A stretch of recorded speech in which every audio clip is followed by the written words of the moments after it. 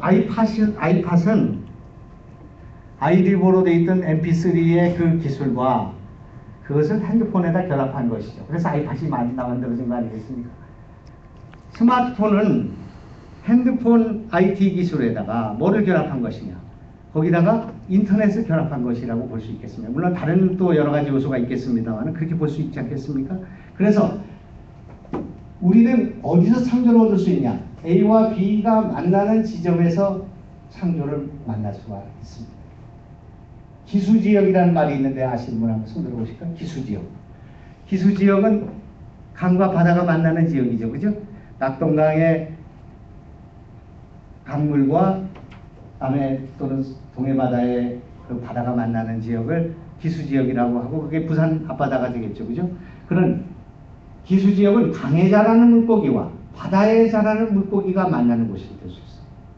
화개장터라는 곳은 경상도와 전라도가 만나는 것인데 경상도의 언어와 전라도의 언어, 경상도의 문화와 전라도의 언어, 전라도의 문화, 그리고 경상도의 음식과 전라도의 음식이 만나는 곳이라고 볼 수 있습니다.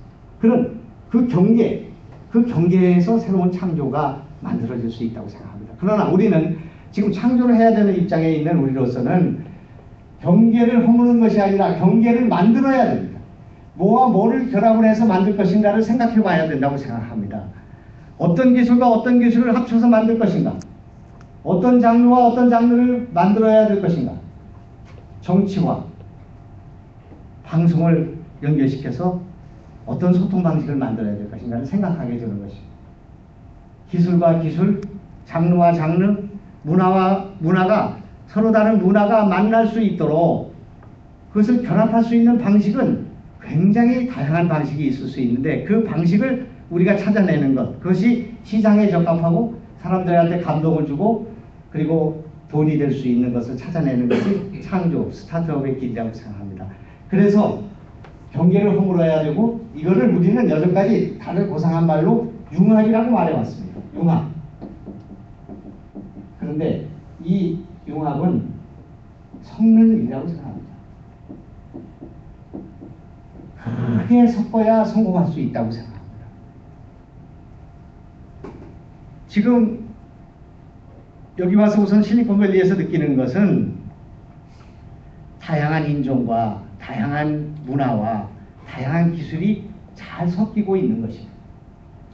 세계에서 이렇게 잘 섞이는 곳이 마땅치 않을 것입니다. 여기가 그 가장 여기까지는 잘 섞어왔고 그것이 혁신이라는 이름으로 지금 만들어진 것이 여기라고 생각합니다. 여기에 다양성이 있기 때문에 섞여집니다. 아프리카의 문율과 동작이 랩이라는 형태로 서양의 음악과 결합되는 것입니다. 뉴욕에서 그래서 시작된 브레이크 댄스가 시작되고 랩이 시작되고 그렇게 된 것이라고 생각합니다. 서로 다른 문화와 언어와 종교까지를 포함해서 또는 사고방식이 서로 마찰을 일으키면서 상상력의 공간을 크게 열어주는 것입니다. 이 A라는 곳에 경우의 수가 여러 가지 요소가 5가지가 있고 B라는 곳에 3가지가 있으면 3 곱하기 5만큼의 공간이 열리는 것입니다. 경우의 수로 보면 종합이 되는 거죠. 어쩌면 2의 5승만큼 올리고 3의 5승만큼의 공간이 열린다고 볼 수 있습니다. 다양한 조합이 가능할 거라고 생각합니다. 그래서 이거를 어떤 사람들은 콤비네이토리얼 이노베이션이라는 말을 쓰고 있습니다. 이걸 우리가 유의해 봐야 된다고 생각합니다. 경계를 허물고 섞어야 된다고 생각합니다. 내 기술에다가 어떤 것을 섞어야 될 것인가 하는 문제를 생각해 보는 여러분이 되시면 좋겠습니다. 지금 이게 안 되나? 돼요. 돼? 이거 하시면 돼요. 그래서 이걸 이렇게 얘기를 하니까 굉장히 복잡하게 생각하실 것 같아서 제가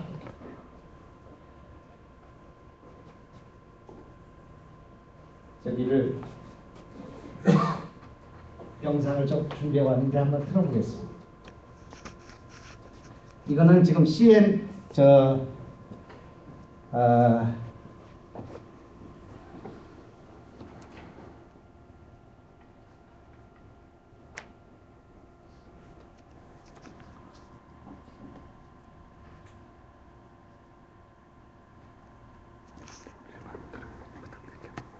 여기 제가 한 말씀을 좀 정리해 보겠습니다. Doing worse to something different 해야 된다는 거. 경계. 그 아까 얘기한 기술지역 그거가 되었습니다.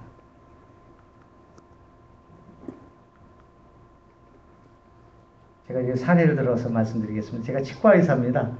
그래서 10년 전에 국회의원을 낙선을 하게 됐습니다. 낙선을 해서 집에서 장롱면허처럼 쉴고 있는 치과의사 면허를 가지고 병원을 만들어야 되는데 제가 늘 저런 생각을 했기 때문에 세계에 하나밖에 없는 병원을 만들어야겠다고 생각했습니다. 지금 우리나라에 그때 당시에 13,000개의 병원이 있었는데 지금까지도 제가 만든 병원 하나만 한옥병원으로 되어 있고 나머지 12,999개의 병원은 다 양목병원으로 되어 있습니다. 그래서 제가 이 병원을 처음에 구상을 할 때 수많은 사람들이 그렇게 하면 병원이 망한다고 얘기했지만 아직까지도 안 망하고 잘하고 있습니다.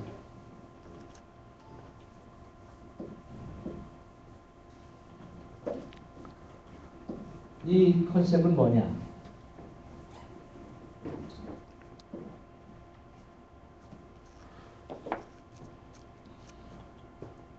전통 문화에다가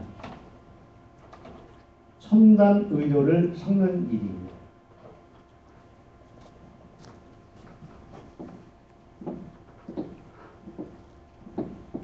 전통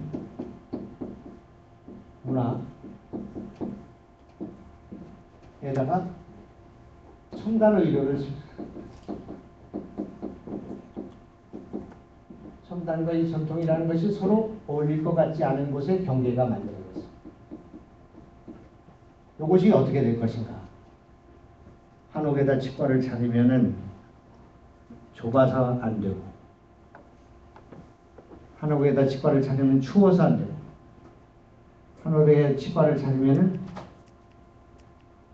추워서 안 되고, 또 길거리에 떨어져 있어서 안 되고, 벌레가 나와서 안 되고, 100가지가 있어요. 지난 120년 동안 한옥에다 치과를 차리는 일을 해서 성공한 적도 없고 해본 사람도 없는 것은 다 이유가 있는 것이다. 이렇게 생각했어요. 근데 저는 거꾸로 생각했어요.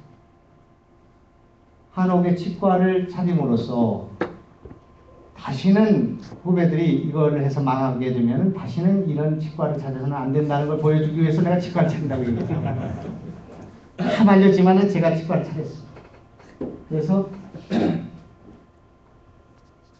이렇게 만들어졌어요. 그걸 효과를 크게 잡기 위해서 제가 한옥마을 입구인 삼청동 옆에 있는 가해동에다가 터를 잡아서 병원을 만들기 시작했어요. 전통문화의 첨단 의료를 섞는 일이었어요. 아이고, 이제 비면 어떻게 해요? 잠깐, 이거 눌러주면 돼. 가운데 거. 가운데. 네. 이렇게 생긴 이삿짐 센터가 있던 집이었습니다. 여기로 올라가면 감사원이 있고 여기로 가면 한국은행에 있는 안국동 로타리가 있는 곳입니다. 시간 되시면 한번 가보시기 바랍니다. 이렇게 집을 여기 국회에 떨어져가지고 지금 집을 짓고 있습니다.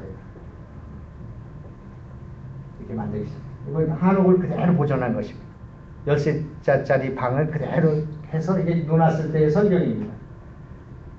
병원에 대기실 이렇게 돼 있고 진료가 이렇게 이루어지고, 치과 이름을 1926년도에 우리나라의 최초의 한글 간판에서 따왔습니다. 이에 박는 집이라는 아래 한글이 있는 집입니다. 이렇게 해서 이 간판을 여기다 가져다 썼습니다. 외국인들이 와서 사진을 찍는 그런 사이트가 됐습니다. 다 좋아합니다. 외국 사람도 좋아하고 한국 사람도 좋아합니다. 그렇기 때문에 경계를 허문 것, 최초에 도전하는 일,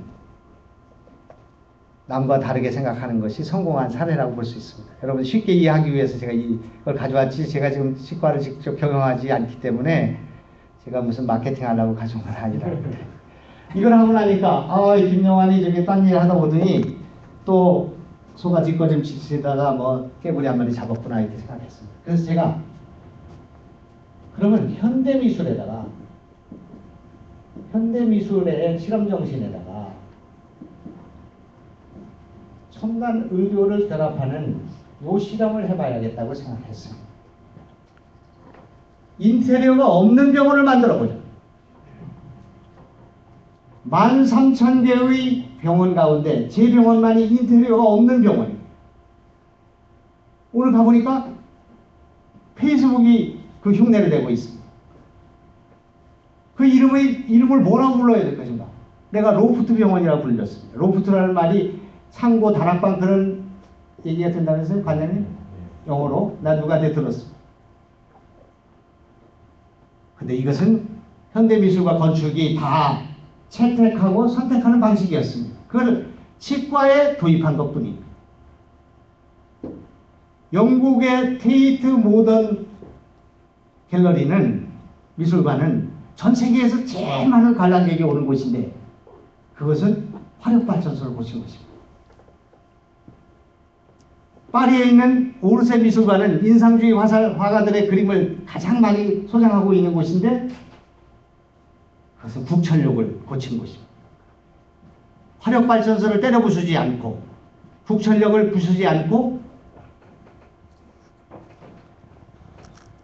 미술관을 만든 그 발상, 자원을 재활용하는 발상. 세계 사람들이 콘크리트로 타설을 한 건물을 짓고 그 밖에 타일을 붙이거나 대리석을 붙이거나 아니면 페인트를 칠하는 일이 그동안 수십 년, 수백 년 동안 진행된 건축 기법이었습니다. 인쇄공 출신의 안도 다다오라는 일본 사람이, 건축가가 콘크리트 벽의 색깔을 그대로 이용하는 게 좋겠다고 하는 노출 콘크리트 기법이라는 것이 나오고 난 뒤에 세계에 생각이 있는 모든 미술관과 건축물에 노출 콘크리트 기법이 사용되기 시작했습니다.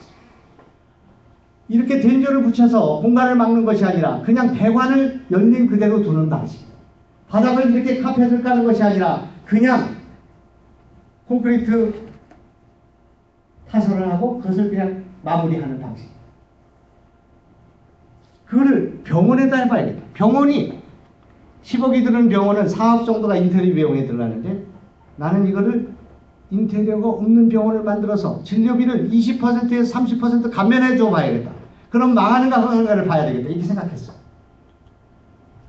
그래서 이것의 극적인 효과를 나타내기 위해서 안산에 이 고가 9m 정도 되는 복층으로 되어 있는 디스코 나이트 클럽에 불이 나가지고 5년째 방치된, 시저불이 꺼멓게 조금 이따 보시게 되겠습니다만 이것을 쪄내는 데만 1억이 들어가는 그 병원을, 아니 병원이 아니라 그런 건물을 병으로 만드는 일이 시작했습니다.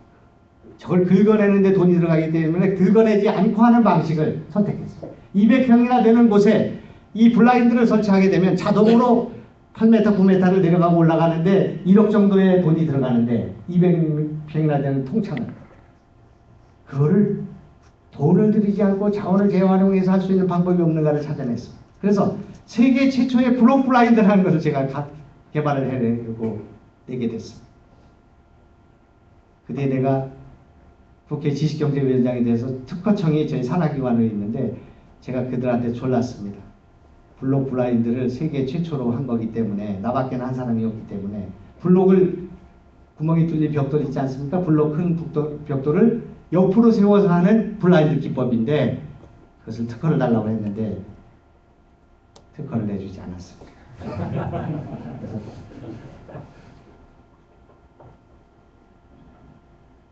현대미술이 캔버스를 버리고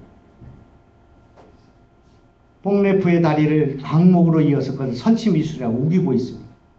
사막에다가 엄브렐라를 꽂고 사진을 찍어서 그것을 미술이라고 우기고 있습니다. 과거에 해왔던 고정관념을 깨고 캔버스를 버리고, 그리고 버리는 물건, 쓰레기 같은 것을 갖다 붙여서 선치미술이라고 옮기고 있어요. 그걸 정크미술이라고 합니다. 자원을 버리지 않고 그냥 쓰는 방식. 페이스북이 수천 평, 오늘 수천 평이죠? 수천 평이 되는 것을 칸막이를 하지 않고 전부 노출 배관으로 위에 배관과 공조 닥트가 그냥 지나가는, 그리고 바닥은 그냥 쓴 그런 곳을 자기들 환경을 중시하기 때문에 그런 공간을 쓰고 거기서 일을 하고 있습니다. 이것이 불이 나서 상당히 많은 것을 치워놓은 그런 현장이 되겠습니다. 여기 어머니부터 이걸 위에 올라가서 저걸 다 일일이 뛰려면 저 뛰는 데만 1억 정도가 들어가는 그런 공간입니다.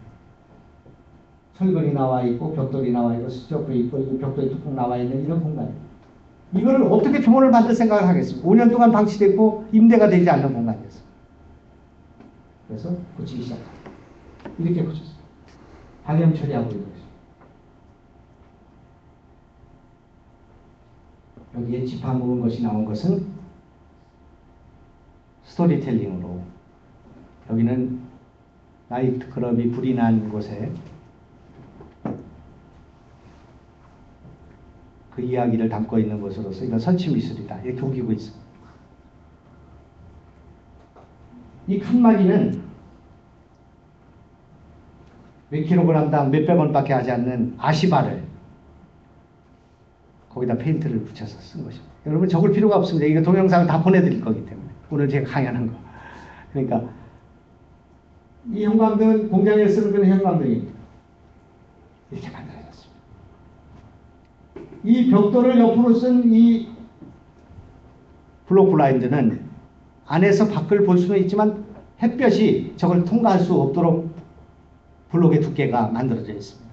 5시, 6시가 돼서 햇빛이 옆으로 돼서 들어올 때도 저기를 통과하지는 못하게 돼 있습니다. 그걸 다 실험했습니다. 제가 과학기술부 장관 출신 아니겠습니까? 이 등은 용접할 때 등. 카센터에서 이렇게 끌고 들어가서 쓰는 등을 그대로 썼습니다. 사람들이 그 등을 쓰게 되면 수천만 원이 들어가는 대기실 그 등입니다만 이렇게 썼습니다. 이렇게 만들어졌습니다. 한 공간은 너무나 지저분하고 복잡하고 이렇게 되어 있는데 요거만 조그만 식과 간판이 있습니다.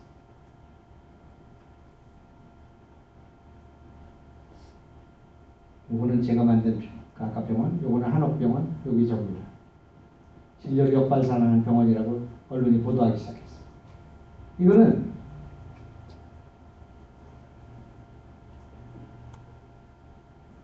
디자인 하우스라는 우리나라 최고의 행복이 가득한 집이 나오는 그 디자인 책에 보도된 것입니다.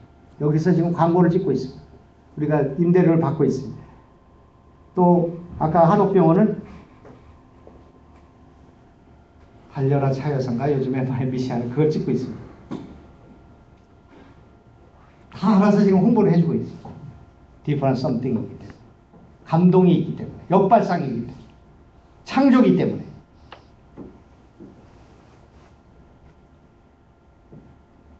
이거는 꼭 치과 만드는 데만 쓰는 것이 아닙니다. 창조적 상상력은 여러분의 창조에 또 저의 정치에 저의 치과에 모두에 쓸 수 있는 약방의 감초 같은 것이라고 생각합니다. 지금 어떤 사람을 뽑아야 되는가? 창조적 상상력이 있는 사람을 뽑아야 됩니다. 어떤 사람을 남편으로 얻어야 됩니다. 재산이 많은 사람, 잘생긴 사람, 돈 많은 사람, 스펙이 좋은 사람이 아니라 아이디어가 있는 사람, 창조적 상상력이 있는 사람을 뽑아야 돼요. 어떤 나라가 부강한 나라인가? 창조적 상상력이 있는 아이들을 길러내는 나라가 부강한 나라라고 생각합니다. 어떤 대통령을 뽑아야 되는가? 창조적 상상력이 있는 사람을 뽑아야 된다고 생각합니다. 창조적 상상력 센츄리 시대가 열렸다 이렇게 보면 되겠습니다. 그래서 저는 지금 국회의원을 4번쯤 하고 장관을 10년쯤 했고요. 할 거 다 했습니다. 그래서 나라를 위해서 뭔가 기여를 해야 되겠다고 생각합니다. 우리 젊은이들 일자리가 없고 성장은 되지만 일자리가 지금 만들어지지 않고 있고 성장이 둔화되고 있고 지금 여가 되든 야가 되든 누가 되든 간에 나라를 살릴 수 있는 방도가 마땅치 않은 상황에 있다고 생각합니다. 여기 코트라 직원들 몸부림을 치고 있습니다. 무역을 늘려야 되고 성장을 늘려야 되고 일자리를 창출해야 되고 누가 그것을 쉽게 할 수 있다고 생각하겠습니다. 제일 사기꾼들은 내가 집권하면은 나라를 살릴 수 있다고 생각하는 사람들이 제일 큰 사기꾼이라고 생각합니다. 정말 나라를 살릴 수 있는 길이 마땅치 않은 상황에 있다고 생각합니다. 나라를 살릴 수 있는 방법, 아이디어를 갖고 있는 사람은 대통령이 되거나 대통령을 만드는 사람이 될 것입니다. 그렇게 생각합니다. 그것이 문제라고 생각합니다. 그래서 제가 몇 년 전부터 이런 주장을 하고 있습니다.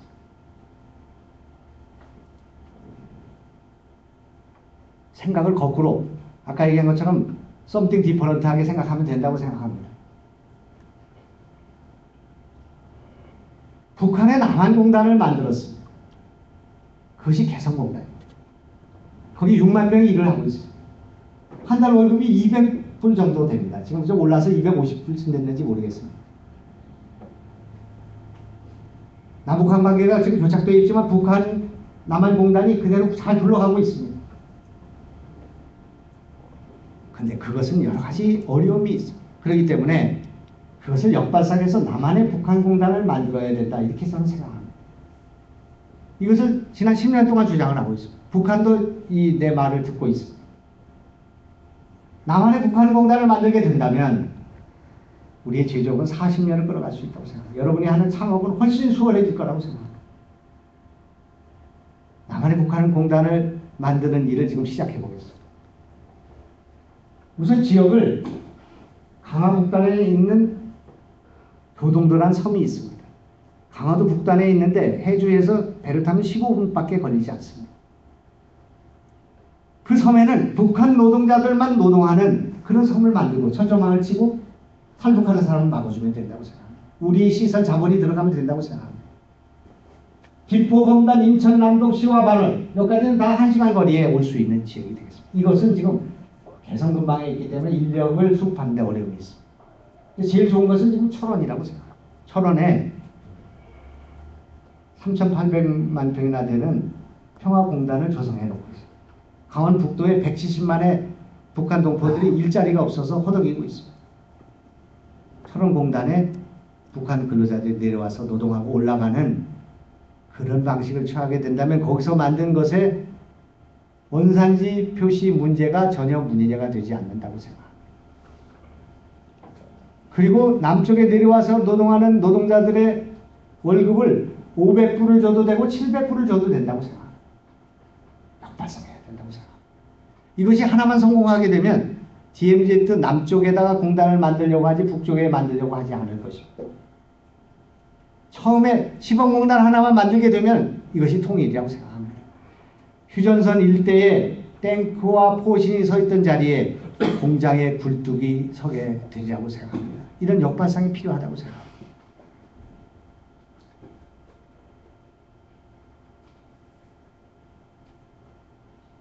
남한의 기술과 자본력이 북한의 노동력을 결합하는 방식입니다.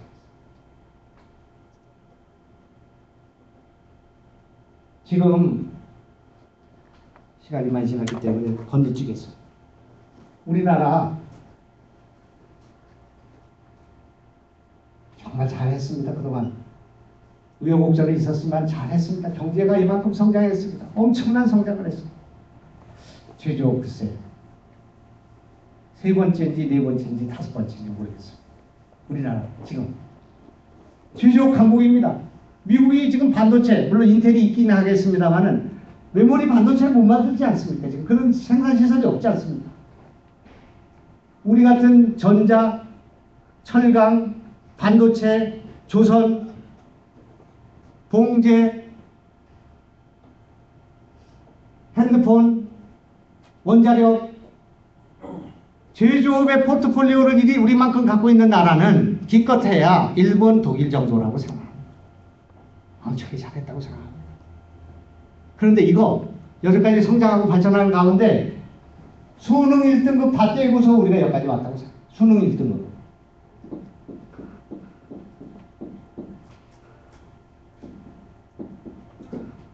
자연계 수능 1등급 전부 과대 갔습니다. 40년, 50년 동안 갔습니다. 0.01% 수위에 있었던 사람들, 여기 스티브 잡스나 빌 게이츠나 저커버그나 창업할 때 이 사람들 다 의과대학 가서 동네 가서 보름 짜고 이빨 뽑고 한학 져주고 이렇게 했습니다. 단 1억 불도 벌어본 적이 없었어요. 신약 하나를 만든 적이 없고 의료기 하나를 생산한 적이 없고 BT, 신약, 의공학 세계적인 한국에서 나온 거 있으면 하나 대보라고 내가 얘기를 했으면 의과대학 강의하면서 얘기했습니다. 그랬더니 누가 누구에게 이명래 고향이 있다. 바캉스가 있대. 의과대학 지난 40년, 50년, 100년 동안 이 나라의 최고 신앙감하고 잘 먹고 잘 살았어. 단 1억 불도 벌어온 적이 없어. 우리나라 고시 망국의 날. 법과대학 들어간 사람들, 고시한 사람들 최고의 신랑감으로 지난 50년, 60년 동안 잘 대우받고 살았습니다. 단 1억 불도 벌어온 적이 없어.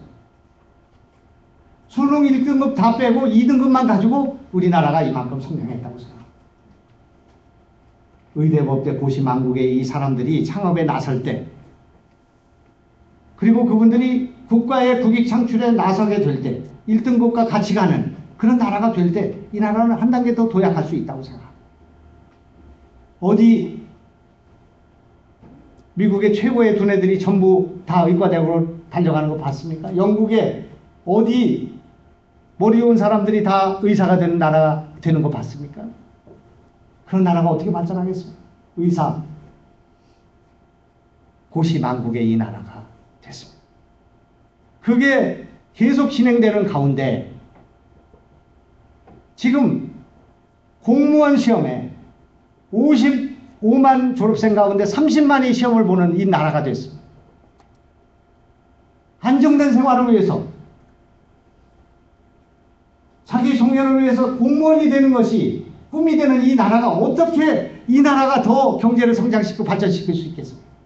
안정된 직장을 위해서, 여름방학의 휴가를 위해서 교사가 되는데 수십만이 시험을 보는 이 나라가 어떻게 될 수가 있겠습니까? 의사, 고시, 교사, 공무원에 이렇게 많은 젊은이가 몰리는 사회가 어떻게 발전할 수 있겠습니까?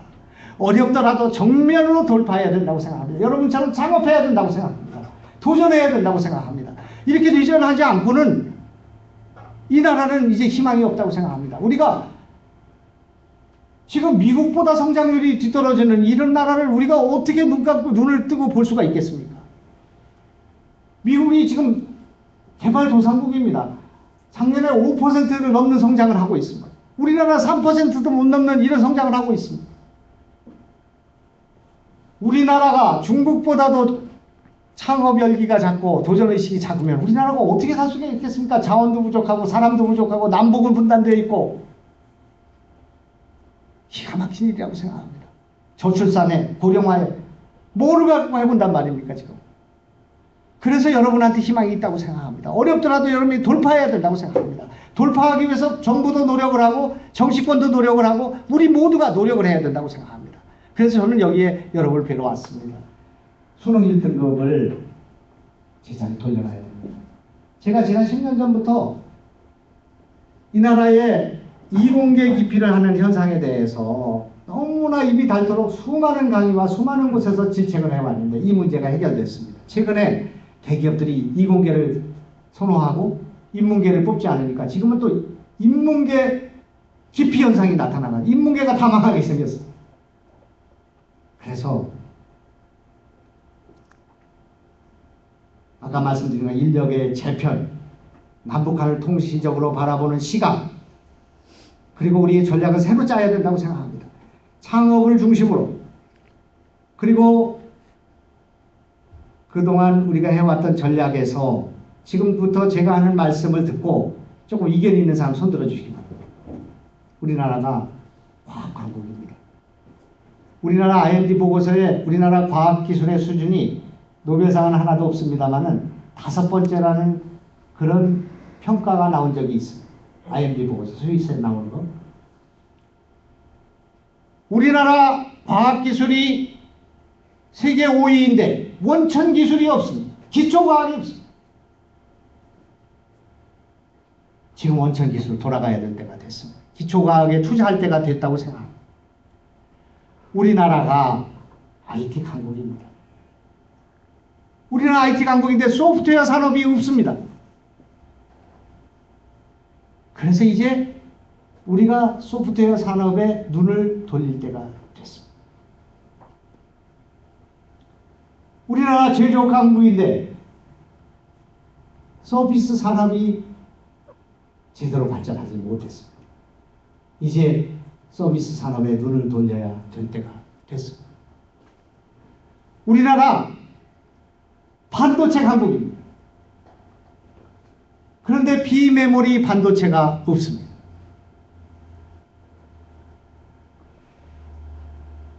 이제 비메모리 반도체를 공략해야 될 때가 됐습니다. 공략하고 있습니다. 우리나라 산업 제조 강국인데 부품 소재가 없습니다. 일본에서 부품 소재 1년에 250억 불씩 수십 년 동안 적자, 무역 적자를 하고 있습니다. 원천 기술이 없다 보니까 1년에 기술 무역 적자가 우리 돈으로 70억 불, 7조 원에 달하고 있습니다. 생돈이 7조 원씩 나가고 있습니다. 로얄티로 나가고 있습니다. 퀄컴에 갖다 줘야 되고 미국의 소프트 회사에 갖다 줘야 되고 핸드폰 파는 뭐 거기서 많은 돈이 그렇게 빠져나가고 있습니다. 지금 우리가 잘 왔습니다. 산업기술로 왔습니다. 하드웨어를 갖고 있다는 것은 얼마나 큰 장점입니까? 삼성이 지금 만약 하드웨어 기술, 반도체 기술을 갖고 있지 않았다면 벌써 애플 컴퓨터에 무릎을 꿇었을 것입니다. 산업기술, 응용기술 좋습니다. 그리고 하드웨어 좋습니다. 그러나 지금 그것만 갖고는 되지 않습니다. 기본으로 돌아가야 되고 기초과학 투자해야 되고 그럴 만한 여력이 생겼습니다. 그리고 대기업 중심으로 가는 이 기업을 중소기업과 벤처기업이 불끈불끈 일어나서 지금 마이크로소프트처럼 그리고 페이스북처럼 애플처럼 테슬론처럼 그렇게 젊은이들이 야생마처럼 정글을 헤치고 나와서 창업하고 그것이 대기업으로 갈 수 있는 생태계를 만드는 일을 지금 하지 않고 계속 삼성, 현대자동차만 바라보고 있을 수 없는 그런 조건이 있다고 생각합니다. 그분들 잘할 수 있도록 격려하되 젊은이들의 창업이 그런 성공이 일어나고 실패하더라도 좌절하지 않도록 나라가 격려하고 우리가 서로 격려하는 노력이 필요하다고 생각합니다. 그 말씀을 드리고자 합니다. 지금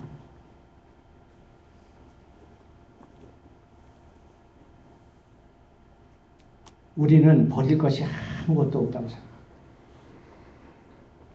저는 여기 오랜만에 실리콘밸리에 와서 우리는 뭐를 갖고 먹고 살 건가? 우리 경제는 어떻게 할 건가? 우리 젊은이들은 어떻게 창업할 것인가? 정말 절망만 있는가? 저는 그렇지 않다고 생각합니다. 제가 오늘도 구글에서 들었고 또 애플에서도 들었고 여러 곳에서 들었습니다. 구글의 한국 최초부터 제일 오래 있었던 기술자 오늘 만나지 못했습니다. 이모식이라고 하시는 분 말씀은 자기 구글에 오래 일해봤지만 한국 사람들이 가장 뛰어난 창조력을 갖고 있다. 자기는 그렇게 확신한다. 그런 말을 들었습니다. 격려가 되었습니다. 우리는 문화 창조력에 있어서 아까 얘기한 창조력 상상력에 있어서 어디에서 연유한 것인지는 모르겠으나 엄청난 에너지와 엄청난 창발성을 갖고 있다는 것을 우리는 믿어야 된다고 생각합니다. 이것이 우리의 큰 힘이라고 생각합니다. 문화 창조력. 미국은 아무리 뛰어봤자 300년의 역사밖에 없습니다. 우리는 수천 년의 역사가 있고 우리의 전통 문화가 있고 우리의 이야기가 있고 우리 조상들의 슬기가 있고 절대 간단한 민족이 아니라고 생각합니다. 여기 2억 6천만 3억 정도 인구가 있지만 문맹이 반 정도 됩니다. 우리는 문맹률이 하나도 없습니다. 빨리빨리로 인터넷 정보화 사회에 적응하는 능력이 엄지족이 제일 많이 있는 나라. 스타벅스 회장이 한국에 왔다 가고 나서 인터뷰한 기사를 봤어요. 한국에 갔다 와서 우리 전 세계의 미래를 봤다. 한국 사람들이 그렇게 스마트폰과 자기 생활을 밀접하게 연결시켜서 적응하고 있는 민족을 처음 봤다는 거죠. 우리의 정보화에 대한 적응력이 세계 최고라고 생각합니다. 그런 국민을 갖고 있습니다. 문명률이 하나도 없는 국민을 갖고 있습니다. 교육열이 이렇게 높은 국민을 우리는 갖고 있습니다. 그런 문화를 갖고 있습니다. 정말 놀라운 일이라고 생각합니다. 우리가 그것을 봐야 된다고 생각합니다. 남북 분단조차도 우리에게 희망이 될 수 있는 시대가 열리고 있습니다. 북한에 히토류가 발견됐습니다. 북한 사람들은 그 히토류가 세계 최고로 많은 내장량을 갖고 있다고 얘기하고 있어요. 우리는 그걸 믿지는 못합니다. 우리 정부에서도 히토류를 확인하고 히토류가 세계 두 번째 정도의 매장량을 갖고 있다는 걸 확인하고 있어요. 마그네사이트가 노천강으로 있습니다. 퍼오면 되는 일이에요. 금이 남쪽에 2톤이 있고 북쪽에 2,000톤이 있어요. 우리가 100년 동안 쓸 자원이 북한에 있어요. 남북 교류가 진행된다면 우리의 자산이 될 수 있다고 생각합니다. 북한에 잘 교육된 그런 국민들을 갖고 있어요. 이건 정치가 풀어야 된다고 생각합니다. 저들이 핵을 포기할 수 있도록, 남북한이 공존할 수 있도록, 그리고 먼저 쉬운 것부터 경제부터 문화부터 서로 교류할 수 있도록 그렇게 하는 일을 풀어주는 일은 정치권이 해야 될 일이라고 생각합니다. 그래서 경제인들이 마음 놓고 살 수 있도록 희망을 가질 수 있도록 하는 일을 우리가 해야 된다고 생각합니다. 우리에게 버릴 것이 아무것도 없다고 생각합니다. 우리는 개혁하지 않고 혁신하지 않고 파괴하지 않고 창조하지 않고 살 수 없는 조건을 갖고 있습니다. 우리는 하늘을 보든 땅을 보든 바다를 보든 우리 에너지의 96%를 외부에 사와야 되는 그런 나라. 우리의 식량을 70 내지 80%를 도입하지 않으면 안 되는 그런 나라에 있습니다. 하루에 230만 배럴의 배에서 계속 온 유조선이 와야 되고 70만 배럴의 가스를 가져오지 않으면 이 나라가 살 수 없는 나라예요. 신재생 에너지조차 없어요. 태양열을 가지고 할 수 있는 사막도 없고 넓은 땅도 없고 풍력도 질이 나쁘고 원자력을 할 수도 없고 안 할 수도 없고 우리의 예산의 20% 가까운 것을 국방비로 써야 되고 젊은이들이 2년 가까운 시간을 국방의 의무를 하는데 시간을 써야 되는 그런 나라입니다. 우리는 혁신하지 않고 우리는 시장을 개척하지 않고 우리는 도전하지 않고 우리는 창조하지 않고는 살 수 없는 그런 나라가 되어 있습니다. 이것이 우리의 혁신의 동기입니다. 이것이 우리가 창조할 수 있고 도전할 수 있고 스타트업으로 하지 않을 수 없는 조건이라고 생각합니다. 젊은이들이 취업이 안 되는 오늘의 이 상황은 스타트업으로 갈 수밖에 없는 그런 조건이 우리에게 만들어졌다고 생각합니다. 이걸 기회라고 생각해야 된다고 생각합니다. 저는 그렇게 생각합니다. 제가 정치를 20년 가까이 했는데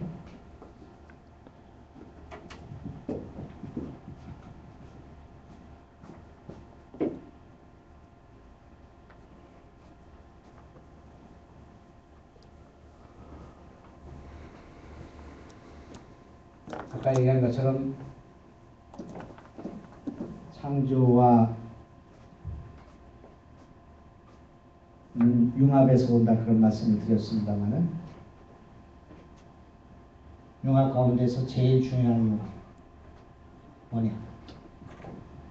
사람과 사람의 융합이라고 생각합니다. 동서고금의 모든 인문학에 성서를 포함한 모든 문학이 다 이것을 증명하고 있습니다.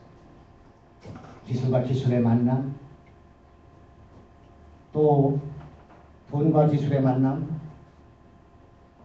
또 자연환경과 기술의 만남, 사람의 만남 다 있지만 제일 큰 것은 사람과 사람의 만남이라고 생각합니다. 사람과 사람의 만남, 사람과 사람의 만남이 어떻게 이루어져요? 제가 제일 잘못 생각해요. 지난 20년 동안 잘못 생각한 것은 사람과 사람의 만남은 사람이 가지고 있는 생각, 경험, 사고, 역량, 네트워크, 그가 갖고 있는 세포, 원자, 분자, 그 다른 사람이 가지고 있는 경험, 네트워크, 인간관계, 자산, 분자, 원자, 이것이 전면적으로 결합하는 것이 필요하다고 생각합니다. 그냥 만나는 것이 아니라 전면적으로 만나는 거예요.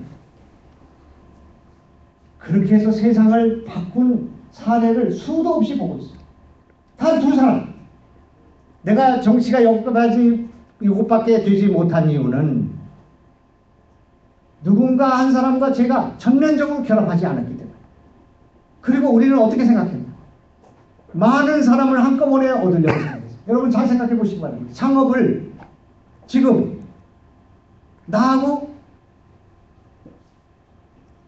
스티브 잡스하고 워즈니악처럼 서로 보완하면서 서로 상호 의존적인 전면적 결합 상태에 있는 단 한 사람을 갖고 있는가 없는가 생각해 봐야 된다고 생각합니다. 그래서 생각을 해서 1대1로 해야 된다고.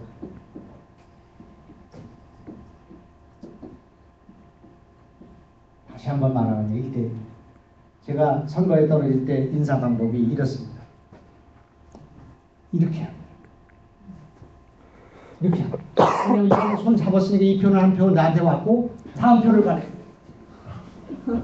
약속 장소에 가가지고 둘이 앉아서 딴 생각합니다.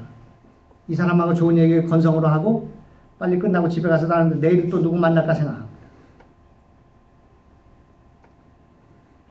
지금 어떻게 하느냐? 오늘 내가 김영수 선생을 만나러 간다. 적어도 1시간 동안은 그 양반을 만나서 무슨 얘기를 할 것이며 어떻게 내가 그분한테 감동을 주고 어떻게 최선을 다할 것인가. 바이어를 만날 때, 파트너를 만날 때, 사랑하는 연인을 만날 때 충분히 준비하고 가서 만나야 된다고 생각합니다. 최선을 다해. 그때는 다른 생각하지 말고 1대1로 만나야 된다. 한 사람만 만나면 되는 것입니다. 여러분 사업 그렇게 복잡하게 생각하면 한 사람만 만나면 되는 것입니다. 꼭 잘난 사람일 필요가 없어요. 전면적으로 결합해야 됩니다. 한 사람만. 사람을 얻는 것이 사업입니다. 사람을 얻고 돈을 얻는 것이 가장 손쉽고 가장 효과적인 방법입니다.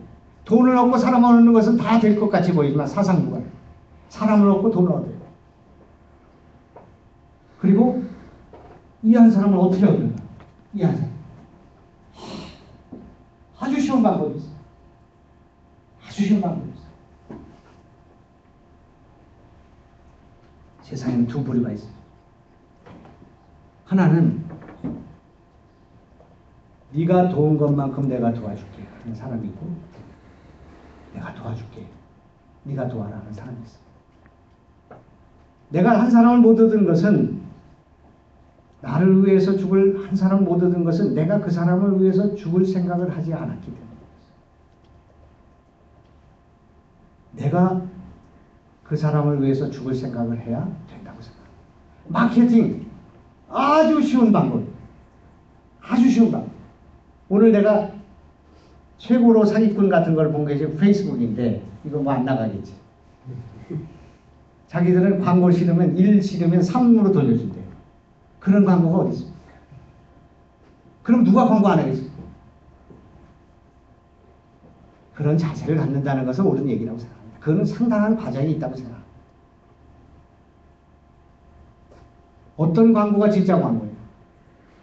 네가 망하더라도 나한테 돈이 안 되더라도 내가 무조건 너를 도와줄게. 그것이 진짜 광고. 그렇게 하면 어떻게 되는 거예요? 그렇게 하면 사람을 얻게 돼요. 먼저 줘야 돼요. 내가 마케팅에 여러분 공자 앞에 문자 사는 것 같아서 죄송합니다만은 네. 시간이 네네 알겠습니다. 네, 호텔에서 버스가 아 예 알겠습니다. 네. 끝내겠습니다. 남의 비즈니스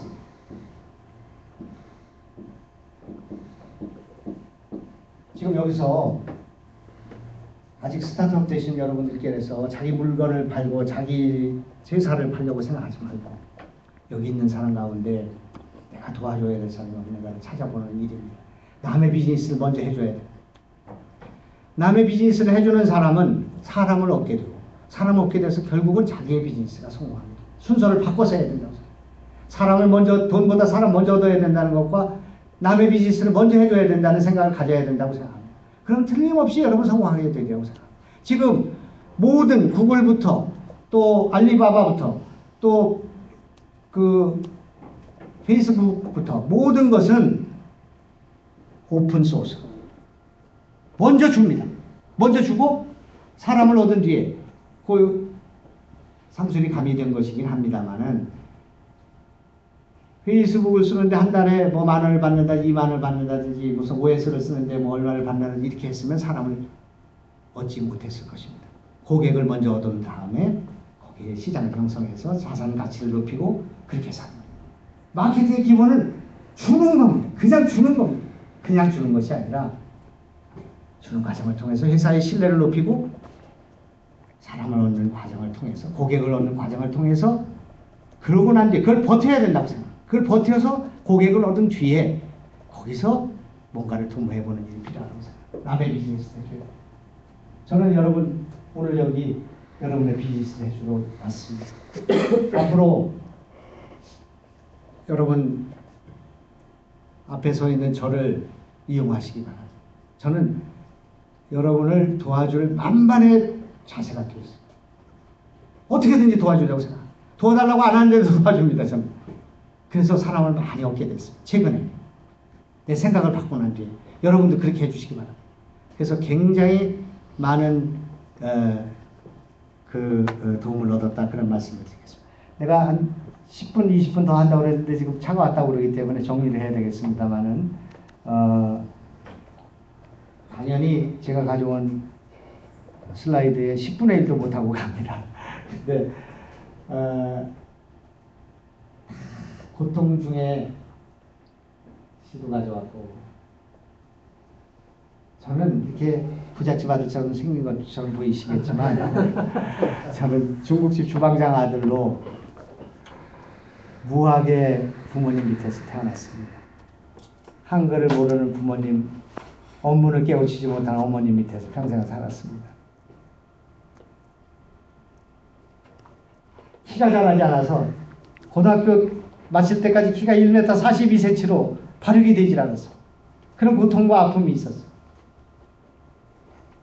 감옥에 갔고 3번 제적됐고 정기수사 생활을 5년 했습니다. 15년 만에 저와 아내와 어머니가 다 감옥에 끌려갔어요.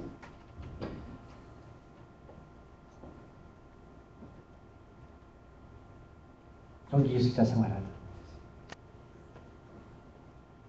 감옥에 있어요. 장관이 됐어요. 21살 때 저들은 창업을 할 때 저는 감옥에 있었으니까 창업을 할 수가 없었어요. 여러분 기회가 있으니까 열심히 하시기 바랍니다. 이 우리 방송국입니다. 오늘 집에 가셔서 유튜브에 김영환 의원 이렇게 김영환 다른 것들이면 강철 김영환이 나와가지고 이렇게 쓸데없는 사람이 많이 나오니까 강철 김영환 말고 김영환 의원을 두드리면 500개의 콘텐츠가 있어요. 오늘 이 강연 같은 것도 여러 개 있고 여러 가지 거기에 제가 단언하건대 10개 이상의 사업 모델이 있어요. 그걸 잘 보면 응용할 수 있는 게 있어요. 참고하시고 나중에 말씀. 이걸로 이제 끝내겠습니다. 아까 얘기한 거 오늘 결론으로 말씀드리겠습니다.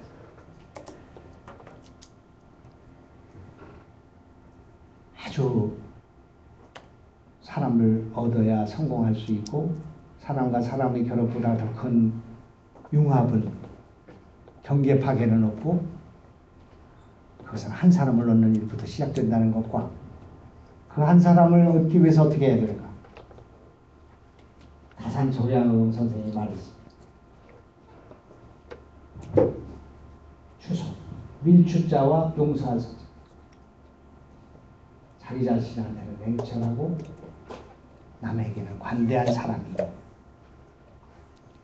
자기 자신에게 겸손하고 남에게 관대한 사람이 자기 앞에 서 있는, 자기와 마주보고 있는, 멀리 있는 것이 아니라 자기와 마주보고 있는 사람을 섬기는 것, 이것이 추서입니다. 오늘 여기 와서 마주보고 있는, 멀리 있는 사람이 아니라 자기 회사를 지금 같이 일하고 있는, 자기 밑에 있는 부하, 자기의 비서, 자기의 옆에 있는 이웃, 단 한 사람, 한 사람에게 최선을 다해서 그의 마음을 사는 일, 그리고 진실로 그를 위해서 목숨을 바치고 희생하고 그의 비즈니스를 도와주는 일, 남의 물건을 팔아주는 일, 그래서 사랑을 얻는 일. 그래서 다산청에 보면 저것을 추서라는 말로 마주보는 당신을 섬기는 일부터 시작해야 된다 하는 그런 말을 하고 있습니다. 이것이 우리 실리콘밸리가 갖지 못한 동양 철학, 실리콘밸리가 가짜로 얘기하고 있는, 돈을 벌기 위해서 가짜로 하고 있는 사회공헌, 전통과 역사가 부족한 가운데 그렇게 한마디로 매도할 수는 없겠으나 어떻든 그런 것과는 다른, 우리는 언제나 사람을 중시하고 널리 이웃을 이롭게 하고 그리고 함께 더불어 살아야 된다는 생각을 갖고 우리가 교육받아 왔고 우리 몸속에 그런 DNA가 흐르고 있다고 생각합니다. 이런 인본주의적인 바탕 위에, 인문학의 바탕 위에 우리 기업을 세워야 된다고 생각합니다. 그리고 사람을 존중하는, 생명을 존중하는 그것을 해야 된다고 생각합니다. 인디펜던스가 아니고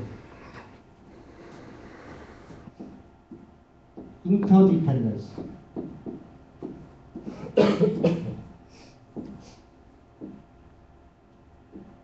인터디펜던스, 상호 의존하는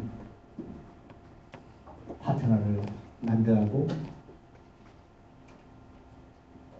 그렇게 해서 여러분의 창업이 꼭 성공하게 되기를 바랍니다.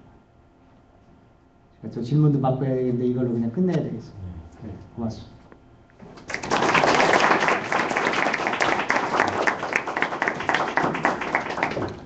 네, 박유 장관을 역임하시고 또 사선 의원이시고 치과 의사시고 또 수필 가시고 또 시인이시고 우리 김영환 의원님께서 너무 좋은 말씀 해주셔서 여러분한테 정말 좋은 비료가 거름이 됐다고 생각합니다. 우리 의원님께 다시 한번 박수로 감사의 말씀 감사합니다. 여기 제가 책을 가져왔는데 이게 다 돌아갈지 모르겠어요. 제가 뭐 여러 권의 책을 썼는데 시집이 많고 그래서 이걸 네. 누구한테 맡겨야 되나 이게 그냥 여기 임의로 예 매니저한테 요 뒤에 주시면 다. 네 저희가 전달하겠습니다. 엄청 많은 책이니까. 우리 이화정 대표님 나와서 한 권 받으시죠 대표로 의원님. 네. 이거는 제 시집. 네. 이거는 4대강 시집. 네. 이건 제 대표 시집. 이건 수필집. 요거는 정치 시집. 그리고 시집. 요건 어린이 동시집. 애기 있는 분만 가져가시면 돼요. 네. 어린이 동시집. 요거는 정치평론집. 네네. 어린이 동시집. 네. 요거 어린이 동시집 가운데 나이 좀 든 사람은 과학 동시집. 아직 5살입니다. 가서 이건 어린이 동시집. 맞습니다. 저 동시집. 어린이집. 어린이집. 여기 애기도 없을 것 같은데. 저희가 어린이집을 만들어서요. 애들이 딱 좋아하는 장르인데. 줘야 되겠습니다. 네, 제가 나눠드리겠습니다. 네, 감사합니다. 네.